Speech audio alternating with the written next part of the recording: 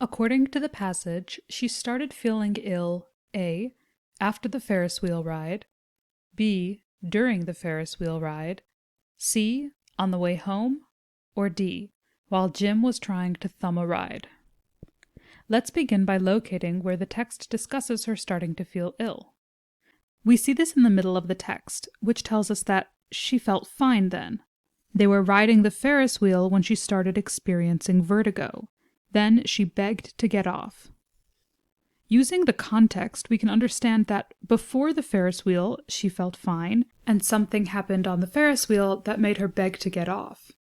Because the paragraph tells us that she got sick, we can understand that the vertigo she is experiencing on the Ferris wheel is this sickness. Therefore, because our question is asking us when did she start feeling ill according to the passage, we can see that it happened while she was riding the Ferris wheel. Based on this, we can head down to our choices and mark B, during the Ferris wheel ride, as our final answer.